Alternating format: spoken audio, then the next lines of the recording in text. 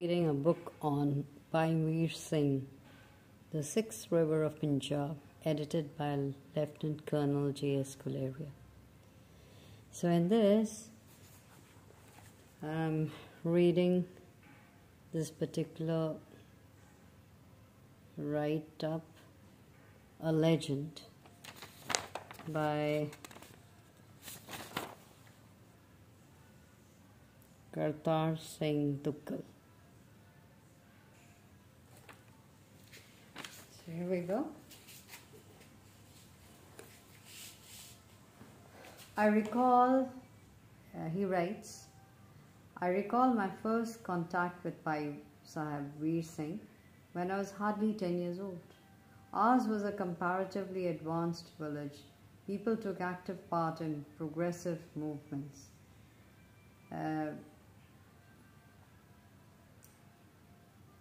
Evinced interests in arts, like to talk about good poetry, and invited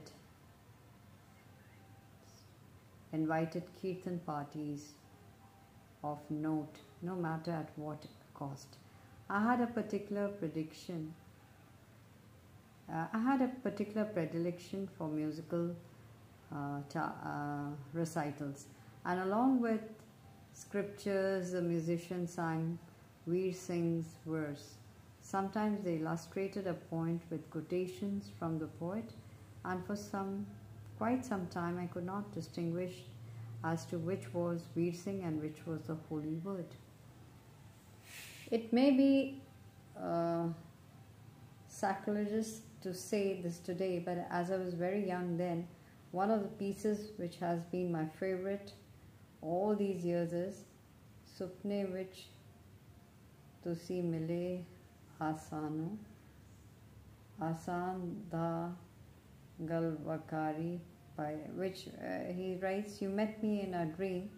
I rushed to hold you in a tight embrace, but you being light, ethereal, eluded my grasp. My arms were left a tremble.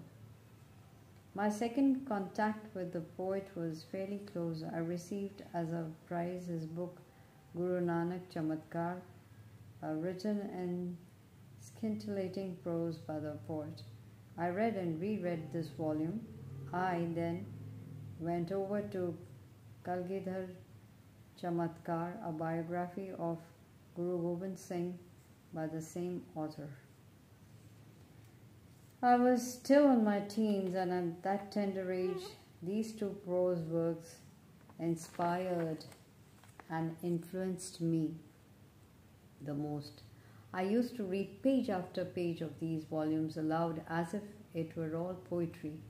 The village women would quietly come and squat round my charpai. I hated to pass off a professional kathavachak, but still I read about Guru Nanak distributing his fortune among the needy and being slapped. Child beloved, that is Bala Pritam Gobind Rai, breaking the water pots of women folk with his catapult, and I saw tears in the eyes of each one of the company. Bhai Vir Singh's prose works were inevitably poetic in flavor. The subject that he chose perhaps demanded treatment at an emotional pitch which borders on poetry. Sundari is, in my opinion, a long prose poem. Each sequence of this novelet is so conceived as to fit into a poetic pattern. Probably the best sold publication in the Punjabi language, this piece of fiction reached the remotest corners of the province. The women folk idealized Sundari and worshipped her as a real character of history. Together with Baba Naud Singh and Rana Surat Singh, these three works can claim to have made the most effective contribution to the success of the Singh Sabha movement in the Punjab. They achieved what literature at its best can do, to relieve a people from the bonds of superstition, to uplift the sick and the defeated in society, and to evoke the best and the noblest in man. My third impact with Veer Singh was deeper and more intimate. There was a sentimental young man in our village who had almost renounced life. He would always be lost in meditation and be found reading the scriptures with tears in his eyes. We were drawn together by our love of Veer Singh. Together we read Bijliyan Dehar, and then Lehran Dehar, and Matak Holare. I was still in my teens and he was much older. He would be amazed at my interpretation of some of the poems, which at the first glance appeared simple and devoid of deeper significance. As we read more of the poet, it seemed Veer Singh completely caught his imagination. My friend wrote long-winded letters to the poet. Veer Singh's replies were short and polite but firm. He wished to visit the poet. Veer Singh did not think it necessary. The admirer insisted. And then, without giving the poet any notice, my friend journeyed to Amritsar. He returned a changed man. He said that Bhai Sahib wanted him to look after his health, for healthy thoughts seldom lived in an unhealthy body. Bhai Sahib wanted him to look after his wife and to take care of his children since they were a sacred trust. He would be near God if he were a loving father. The visit revolutionized my friend completely. He found a job and pulled his people out of the misery in which he had pushed them with his queer ways and professions of godliness. The next time I met the poet in person, it was in Dehradun. I was covering a passing out parade at the military academy. I thought I would avail of this opportunity and record Bhai Sahib also, if not for a normal broadcast, at least for the AIR, that is All India Radio Archives, in which his voice would be preserved for posterity. The 2 days I went in Dehradun, I spent my evening at the poet's house. That he is a recluse, that he shuns company, and that he avoids visitors, that he is happy when left alone, is correct to a point, but certainly not correct in the sense in which many of us had come to believe it. Bhai Sahib Veer Singh liked the good things of life. He lived in a comfortable, quiet house with extensive lawns and an attractively laid out garden. Chrysanthemums were, of course, his favorite, but several other varieties of flowers were equally well tended under his personal care. He was fond of doing things with his own hands. Maybe it was fetching small pebbles from the rivers for the mound that was coming up in one of the sequestered corners of his residence.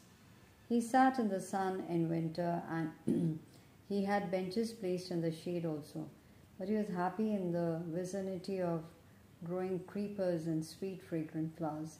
He liked good food, dressed tastefully, and even at his advanced age did not for once give an impression that he had seen 83 years of a hard work life.